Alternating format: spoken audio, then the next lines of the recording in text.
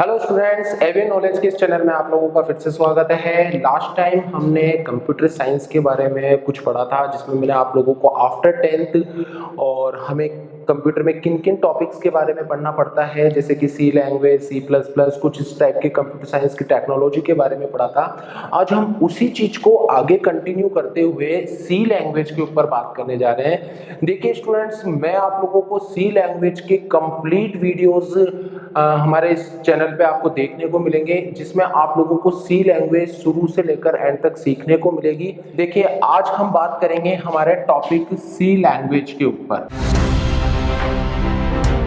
चलिए, इस पे बात करने से पहले मैं आप लोगों को कुछ और बता देना चाहता हूं कि सी लैंग्वेज के बारे में तो मैंने अपनी पिछली वीडियो क्लासेस में आप लोगों को बता दिया था, और आज हम इस सी लैंग्वेज को सीखने जा रहे हैं। तो देखिए, पहले वापस से एक बार ओवरव्यू में आपको रिवाइज कर रहा हूं कि सी लैंग्वेज क्या होती है। देखिए, सी लैंग्वेज एक प्रोग्रामिंग लैंग्वेज है जिसका यूज हम किसी भी प्रकार के प्रोग्राम्स या सॉफ्टवेयर बनाने या एप्लीकेशन बनाने के लिए कर सकते हैं। तो चलिए आज बात करते हैं सी लैंग्वेज में हम लोग क्या क्या सीखेंगे। देखिए, प्रोग्रामिंग की बात करूं अगर मैं कंप्यूटर के अंदर, तो प्रोग्रामिंग कुछ ज्यादा डिफिकल्ट चीज नहीं होती है। ऐसा बहुत से स्टूडेंट्स में ऐसी फीलिंग्स आती है कि भाई प्रोग्रामिंग बहुत डिफिकल्ट है, इसको समझना बहुत थोड़ा सा डिफिकल्ट लगता है उन लोगों को, बट ऐसा कुछ भी नहीं है। प्रोग्रामिंग लैंग्वेज एक बहुत ही ज्यादा इजी लैंग्वेज है। इसी चीज को ध्यान में रखते हुए हम आप लोगों के लिए एक सी लैंग्वेज का टॉपिक लेके आ रहे हैं, और इसी सी लैंग्वेज को हम अपने इस चैनल पे कंप्लीट कराएंगे। आपको कंप्लीट पूरा कोर्स कराएंगे सी लैंग्वेज का।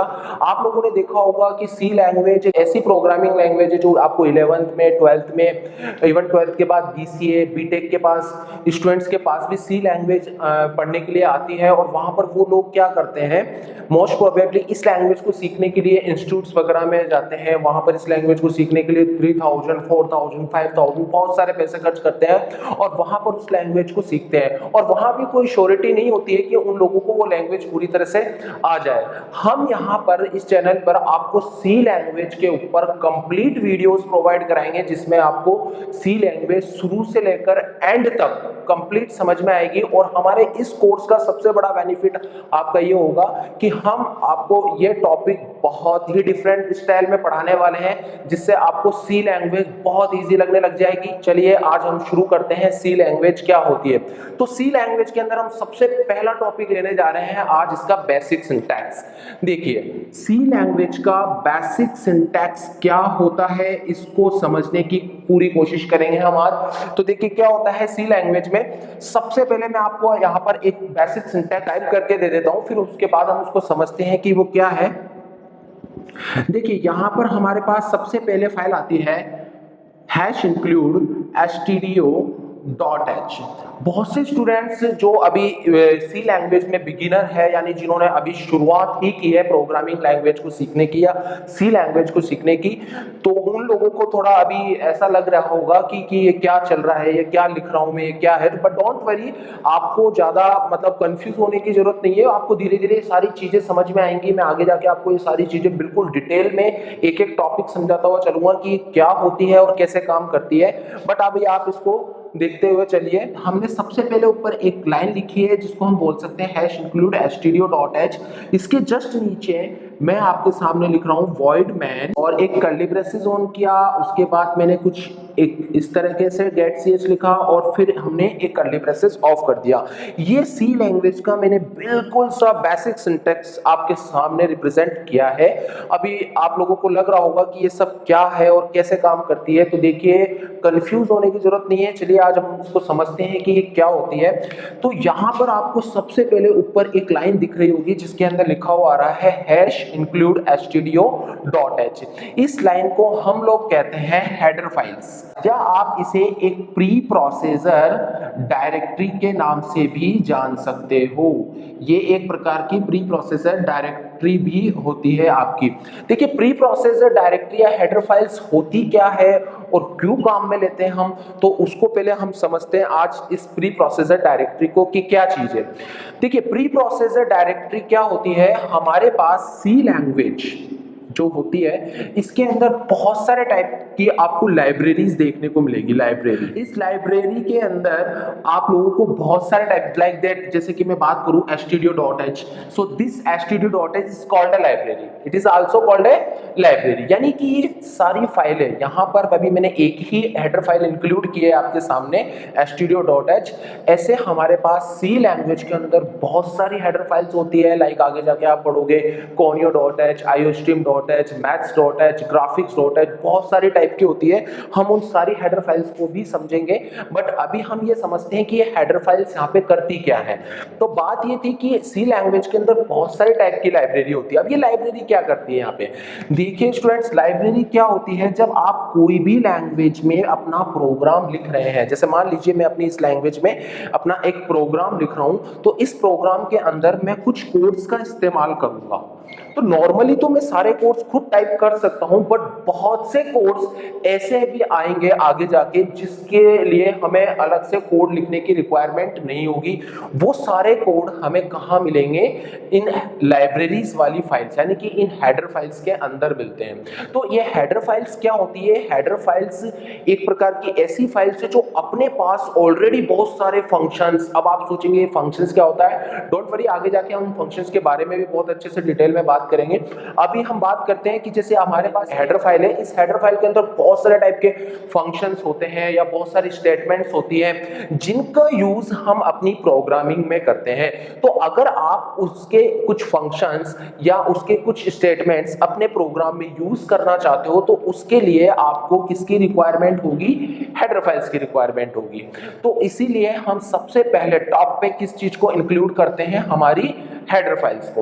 अब जैसे जैसे आपको प्रोग्रामिंग में आप आगे बढ़ते जाएंगे तो आपको बहुत सारे हेडर फाइल्स में मैं बताता चलूंगा कि कौन से हेडर फाइल्स की रिक्वायरमेंट आपको कब आने वाली है। अभी के लिए हम फिलहाल एक हेडर फाइल को देखते हैं stdio.h। जस्ट इसके नीचे में बात करूं तो अब हमारे पास आता है एक void main, कुछ सा लिखा हुआ दिख रहा होगा आपको। अब मैं आप लोगों को एक चीज बता देता हूं कि ये जो चीज आती है हमारे पास, जो मेन लिखा हुआ आ रहा है और एक ये पैरेंथेसिस सा मैंने कुछ यहाँ पे लगा रखा है, इस चीज को कहा जाता है फंक्शन। अब फंक्शन क्या है, देखिए फंक्शन अपने आप में एक बहुत बड़ा टॉपिक होता है जिसके ऊपर भी आगे हम बताएंगे कि फंक्शन क्या है। अभी के लिए हम सिंटैक्स को समझ रहे हैं, तो आप इतना समझिए कि ये मेन एक क्या है, हमारा फंक्शन है। और इस फंक्शन के जस्ट पहले आपको एक वर्ड लिखा हुआ दिख रहा होगा, कुछ void. It is not necessary कि हम यहाँ पे वॉइड ही लिखें, हम यहाँ पे इंट का इस्तेमाल भी कर सकते हैं। अभी आपके दिमाग में चल रहा होगा कि ये इंट क्या है, ये वॉइड क्या है, तो मैं इन दोनों के लिए बता दूं, इन दोनों को कहा जाता है यहाँ पे रिटर्न टाइप। ये हमारा एक प्रकार का सी लैंग्वेज का रिटर्न टाइप है। तो अब हम बात करते हैं कि फंक्शन और ये रिटर्न टाइप हमारे इस प्रोग्राम में क्या कर रहे हैं। देखिए, अगर हम किसी भी प्रकार के काम को करते हैं, आज अगर हम रियल लाइफ में बात करें तो प्रोग्रामिंग बिल्कुल हमारी रियल लाइफ से जुड़ा हुआ कॉन्सेप्ट है। जैसे सपोज कीजिए, आज अगर आप कोई भी काम कर रहे हैं अपने लाइफ में, तो उस काम की शुरुआत तो आपको कहीं ना कहीं से करनी ही होगी। उसी तरह से जब हम कोई प्रोग्राम बनाते हैं तो इस पूरे प्रोग्राम को जो कंप्यूटर रीड करता है या कंपाइलर जो इस पूरे प्रोग्राम को पढ़ता है, तो वो उसकी शुरुआत कहां से करेगा, उस शुरुआत के लिए हम कौन सा फंक्शन यूज करते हैं, यहाँ पे void main फंक्शन यूज करते हैं। यानी आप ऐसे समझिए कि कंपाइलर या कंप्यूटर जब हमारे प्रोग्राम को एग्जीक्यूट करता है या एप्लीकेशन को रन करता है, तो वो सबसे पहले किस फंक्शन के अंदर से प्रोग्राम स्टार्ट करता है, वो स्टार्ट करता है मेन फंक्शन के अंदर से। एक मेन फंक्शन एक ऐसा फंक्शन है हमारे प्रोग्राम में जो सबसे इंपॉर्टेंट फंक्शन है, जिसके अंदर से प्रोग्राम की क्या होती है, शुरुआत होती है। इसके बिना हम सी लैंग्वेज में किसी भी प्रकार का प्रोग्राम नहीं चला सकते। यानी आप ये कह सकते हो कि अगर आप कोई सा भी प्रोग्राम सी लैंग्वेज में बनाते हो तो सबसे पहले आपको किस फंक्शन की रिक्वायरमेंट होगी, मेन फंक्शन की। अब मेन फंक्शन में जहां पर आपको ये पैरेंथेसिस दिख जाता है, इसका मतलब समझ जाइए आपका फंक्शन यहां से शुरू हो चुका है। और ये आपके जो कर्ली ब्रेसेस दिख रहे हैं आपको, एक कर्ली ब्रेसेस मैंने यहां शुरू किया है, एक कर्ली ब्रेसेस मैंने यहां पर बंद किया है, तो ये आपके इस मेन फंक्शन की कहलाती है बॉडी। यानी कि आप अपने मेन फंक्शन के अंदर क्या कोड लिखने वाले हो वो आपके लॉजिक और आपके कॉन्सेप्ट पे डिपेंड करता है, आप क्या कोड चलाने वाले हो। बट जो कंपाइलर शुरुआत करेगा हमारे इस पूरे प्रोग्राम को रीड करने की, वो कहां से करेगा? मेन फंक्शन से। तो अब आप लोगों को समझ में आ चुका होगा कि मेन फंक्शन हमारे सी लैंग्वेज में कितना इंपॉर्टेंट है।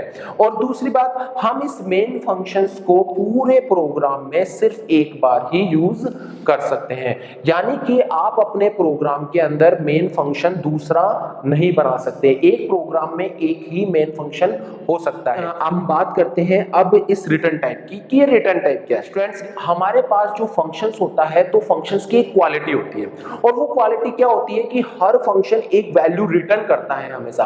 अब आप थोड़ा कंफ्यूज होंगे कि रिटर्न क्या होता है। देखिए, रिटर्न का मतलब ऐसा होता है कि जब भी कोई प्रोग्राम, या मैं ऐसे इसको रियल लाइफ में प्रैक्टिकली बात करूं तो मान लीजिए जैसे अगर आज हम कोई काम कर रहे हैं तो उस काम का कुछ ना कुछ तो आउटपुट आपके सामने आएगा, चाहे वो नेगेटिव में आए चाहे वो पॉजिटिव में आए, मगर कुछ ना कुछ आउटपुट आएगा। तो जो वो आउटपुट आता है उस पर्टिकुलर काम को करने से वो आउटपुट हमारा एक रिटर्न होता है। यहां पर बात इसी चीज की हो रही है कि एक मेन फंक्शन भी कुछ ना, मेन क्या है? एक फंक्शन है। इट मींस कि मेन भी क्या करेगा? कुछ रिटर्न करेगा। तो कहने का मतलब हर फंक्शन क्या करता है? एक वैल्यू रिटर्न करता है, और वो वैल्यू किस टाइप की होगी वो टाइप ये डिसाइड करता है, हमारा रिटर्न टाइप। यानी कि मैं ऐसे कह सकता हूं कि मेरा मेन फंक्शन अगर वॉइड टाइप का है तो वॉइड मींस होता है नल, यानी कि वॉइड का मतलब होता है कुछ नहीं, खाली है। तो इसका मतलब हो गया कि अगर मैं मेन फंक्शन को वॉइड के साथ बनाता हूं तो इसका मतलब मेरा ये फंक्शन कुछ भी रिटर्न नहीं करेगा। बट अगर आपका ये फंक्शन किस टाइप का होता है? यहाँ पे इंटीजर टाइप का होता है। इट मींस कि आपका फंक्शन कौन सी वैल्यू रिटर्न करने वाला है? इंट वैल्यू रिटर्न करने वाला है। बट डोंट वरी, अभी आप थोड़ा कंफ्यूज होंगे कि ये इंट क्या है, वॉइड क्या है, ये रिटर्न टाइप कौन कौन से होते हैं, किस टाइप के होते हैं और क्या क्या होते हैं। तो इसके ऊपर हमारी एक अलग से क्लास आएगी जिसके अंदर हम कंप्लीट डेटा टाइप्स के ऊपर बात करेंगे कि डेटा टाइप्स कौन कौन से सी लैंग्वेज में मिलते हैं हमें और वो क्या क्या काम करते हैं। तो अभी के लिए सिर्फ हम सिंटैक्स के ऊपर बात करें तो सिंटैक्स में आपको समझ में आया होगा कि पहले एक हमारे पास हेडर फाइल्स होती है जिसके अंदर बहुत सारे कोड प्रीडिफाइंड पहले से लिखे हुए होते हैं, और उस फाइल को हम यहाँ पे क्या करा देते हैं? इंक्लूड करा देते हैं, ताकि उसके अंदर लिखे हुए कोड को हम यहाँ पे क्या कर सकते हैं? यूज कर सकते हैं। फिर हमारे पास उसके नीचे एक मेन फंक्शन चालू होता है। मेन फंक्शन क्या होता है? सी लैंग्वेज में कंपाइलर सबसे पहले कहां से प्रोग्राम की शुरुआत करता है? मेन फंक्शन से शुरुआत करता है। फिर उस मेन फंक्शन की खुद की एक बॉडी होती है जिसके अंदर आप अपने खुद के कुछ भी कोड लिख सकते हो, और लास्ट में जाके आपको यहां पर हमेशा एक या तो ये वर्ड देखने को मिलेगा, या आप इस वर्ड की जगह रिटर्न 0 भी इस्तेमाल कर सकते हो। यहां पर हमें प्रोग्राम का अंत करने से पहले, आई मीन अगर आप प्रोग्राम का एंडिंग करने जा रहे हो तो एंडिंग करने से पहले इन दो वर्ड्स को यूज करना होगा। अब ये दो वर्ड क्या है इसको समझते हैं। देखिए, ये दोनों वर्ड क्या करते हैं? हमारे प्रोग्राम्स को होल्डिंग करते हैं, यानी जब प्रोग्राम एंड होने जा रहा है तो एंड होते वक्त लास्ट में उसका क्या आउटपुट आया हमारी स्क्रीन पे उसको दिखाने के लिए हम इन दोनों फंक्शन या कीवर्ड को यूज कर सकते हैं यहाँ पे। तो उसके लिए काम आता है गेट ch या रिटर्न 0। अब बात आती है कि कहाँ गेट ch का यूज करना है और कहाँ रिटर्न 0 का यूज करना है। तो चलिए हम बात करते हैं पहले कि अगर आपने void function, void return data type का यूज किया है तो आपको इसके साथ गेट ch इस्तेमाल करना होगा, और अगर आपने इंट का इस्तेमाल किया है अपने रिटर्न टाइप में तो उसके लिए आपको रिटर्न 0 का इस्तेमाल करना होगा। तो ये था हमारा आज का कुछ बेसिक सिंटैक्स सी लैंग्वेज के ऊपर। आगे आने वाली वीडियोस पे हम इस बेसिक सिंटैक्स को थोड़ा सा और आगे पढ़ेंगे, यानी कि इसके अंदर के कुछ कोड्स पढ़ेंगे और उसके बारे में जानेंगे। तो आज के हमारी इस क्लास के अंदर आप लोगों को बेसिक सिंटैक्स के बारे में पता चला होगा। अगर आपको ये वीडियो पसंद आए तो प्लीज इसे लाइक, शेयर और सब्सक्राइब करना ना भूलें हमारे चैनल को। Thank you.